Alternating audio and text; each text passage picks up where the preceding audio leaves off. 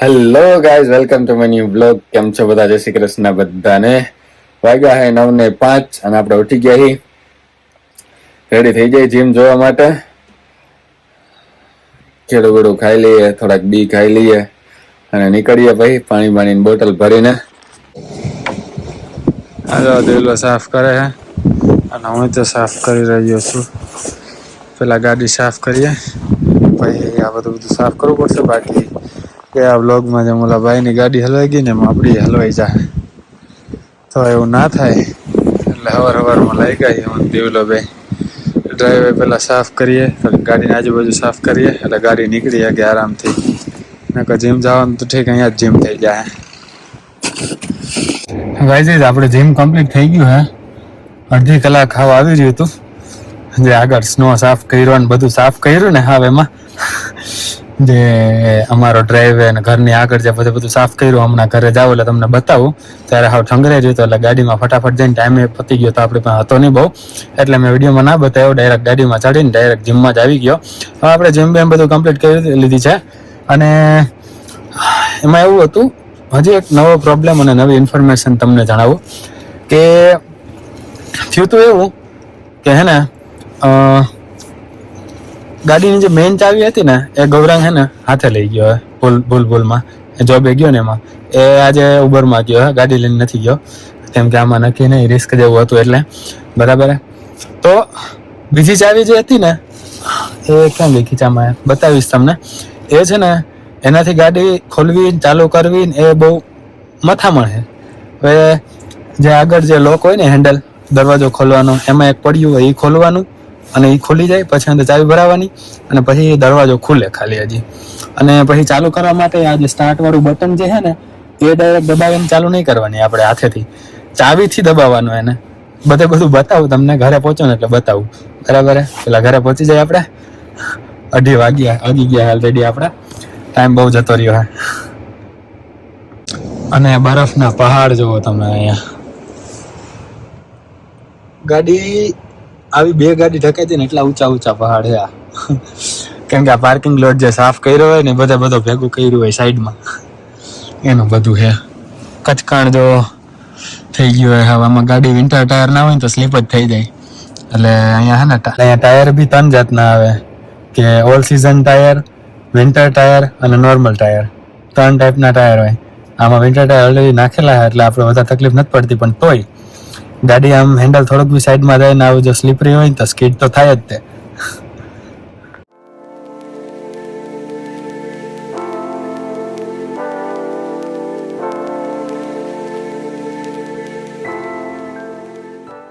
પછી જનરલી પહેલી ચાવી હોય ને મેઇન ચાવી, તો શું હોય જનરલી આપણે આ દબવી ને એટલે ચાલુ થઈ જાય.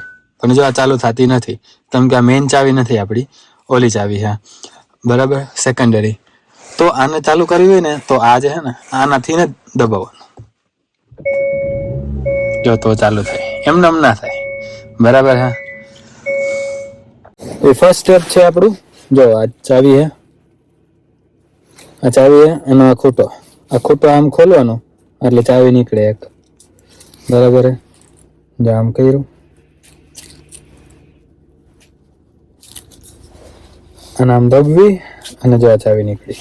બરાબર. આ ચાવી નીકળે પછી બહારનો દરવાજો ખુલે. હવે બહાર જઈને દરવાજો કેમ ખોલવો ને કેમ બંધ કરો ને તમને બતાવું આ ચાવીથી. હવે જે આ જે દરવાજો છે મેઇન, બરાબર, આ દબ્યું એટલે મેઇન ચાવી હોય આપણી પાસે તો આ દબ્યું એટલે દરવાજો ખુલી જાય. બાકી દરવાજો ચાવીથી ખુલે નહીં, ભલે ડોરમાં ઓપ્શન હોય. બરાબર. હવે આ ચાવી ખોલી અહીંયા આપણે આમ દબવી અને આ ખોલવાનું. બરાબર. પડ્યો નીકળે પછી આ ચાવી તમે લગાડો ને આમ રાઈટ સાઈડ ફેરવો તમે એટલે દરવાજો ખુલે. લેફ્ટ સાઈડ ફેરવો એટલે જો બંધ થઈ ગયો. હવે ચેક કરી લીધું, બંધ થઈ ગયો હે. પછી આપણે પાછું પડ્યું ભરાવી દઈશું. બરાબર. એ ભરાવી દીધું હે. ડોર લોક છે, ગાડી બંધ છે, આવી બધી સિસ્ટમ છે. બરાબર. બાકી હું તમને બતાવું છું. આ ચાવીમાં હે જ બધા જો ડોર લોક, અનલોક, પણ આનાથી ના થાય કેમ કે મેઇન ચાવી આપણી છે એ આપણી પાસે નથી એટલે. બરાબર. આ સેકન્ડરી ચાવી. હવે આની અંદર હે ને આપણે ઓલી જે હતી એ અંદર નાખી દઈશું.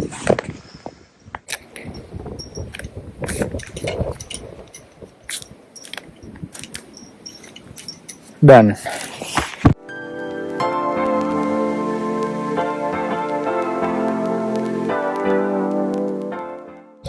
ગજીસ આપણે છે ને જોબ માટે જવા માટે નીકળી ગયા છીએ અને ઠંડી કાલે જેટલી નથી, બરફ તો જરાય નથી.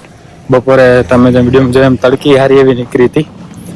અત્યારે વેધર ઠીકઠાક છે, એમ તો -15 ડિગ્રી જેવું હોય છે. ચેક નથી કર્યું પણ એવું મને ફીલ થાય છે. બરોબર, પણ કાલ કરતા બહુ એટલે બહુ વધારે સારું હોય.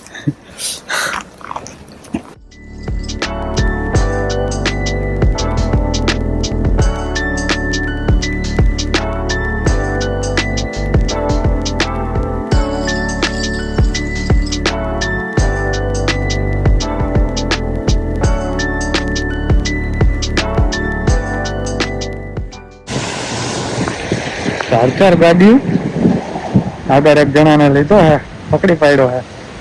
ખબર નહીં હુકમ, રીઝન તો આપણને ખબર નથી, પણ પાછળ 4 ગાડીઓ. ત્યાં કેવો નિયમ હોય કે તમારા ગાડીની પાછળ પોલીસની ગાડી હોય તો કાંઈ પ્રોબ્લેમ નથી, બરાબર હે. પણ એને લાઈટ ચાલુ કરી દીધી ને તમારી ગાડીની પાછળ, એટલે આપણે હે ને પુલ ઓવર કરી નાખવાની, એટલે બાજુમાં લઈ લેવાની ગાડી સાઈડમાં. એટલે આપણો કાંઈક વાક છે. આપણે કેમ સિટી પાડે એટલે સાઈડમાં લઈ લેવાની ઇન્ડિયામાં. અહીંયા આપણી ગાડીની પાછળ લાઈટ ચાલુ કરી દીધી જો પોલીસ વાળાએ, તો સમજો કે સાઈડમાં ગાડી લઈ લેવાની પ્રેમથી. નકર ચાર્જ વધારે લાગે તો ઊભી ના રાખી તો એવું હે. અહીંયા સિટી બીટીની જરૂર ના હોય.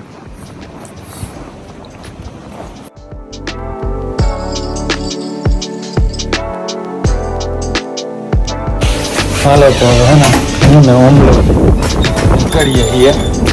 ગાડીને ચાલુ કરીને કીધી એટલે ગરમ થવા માંડી છે. પવન સારો એવો તમને અવાજ આવતો હશે, કચકાણ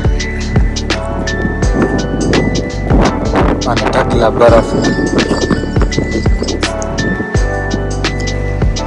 જવા ઠંડી હે બાર ભાઈ. ઓમલે એમ છો ગાઈસ?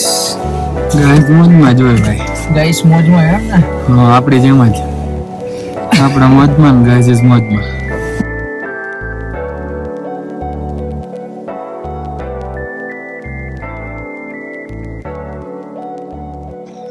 સૌથી પહેલા આપણે હે ને જોઈએ શું હે ખાવામાં.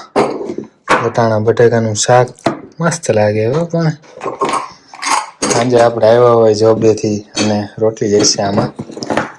રોટલી જશે, હાલો ને. કેવી મજા આવે 11:30 પોણા 12 રાતે આપણે હે ને જોબેથી આવ્યા હોય ને ખાવાનું રેડી હોય,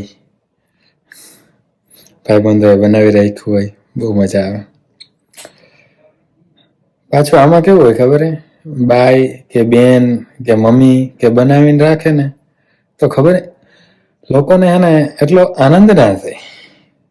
આમ શું કહેવાય એને,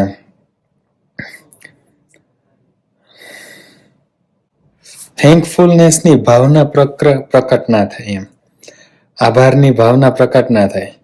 કેમ? વાઈફ છે, બેન છે, મમ્મીએ બનાવ્યું હોય ને આપણે આવ્યા હોય અને ખાઈએ તો એટલી આમ આભાર પૂર્વક ભાવના પ્રકટ ના થાય દિલમાં. એવું કેમ? અને આપણે સાંજે આવીને ભાઈબંધે બનાવી રાખ્યું હોય તો બહુ પ્રકટ થાય. વિચારજો, વિચારવા જેવી વાત છે, બરાબર? બેમાં આભાર પ્રકટ તો થવો જ જોઈએ. તમે ગમે એટલા વાગે આવો, ખાવાનું રેડી હોય તો ભગવાનને પ્રાર્થના કરો, ધન્યવાદ કરો એમનો, જેમના લીધે તમને ખાવાનું મળ્યું હોય. તો હવે આ બ્લોગને અહીંયા પૂરો કરીએ. આઈ હોપ તમને મજા આવી છે. મજા આવી તો લાઈક, શેર અને કમેન્ટ કરી દેજો. ચેનલમાં નવા હોય તો ચેનલને સબસ્ક્રાઈબ કરી દેજો અને નીચે જે બેલનું બટન દોરેલું છે ને એ દબાવી દેજો, એટલે આપણો વિડીયો આવે એટલે તમને નોટિફિકેશન આવી જાય. બરાબર, મળીએ નેક્સ્ટ બ્લોગમાં. ત્યાં સુધી જય શ્રી કૃષ્ણ, જય શ્રી રામ.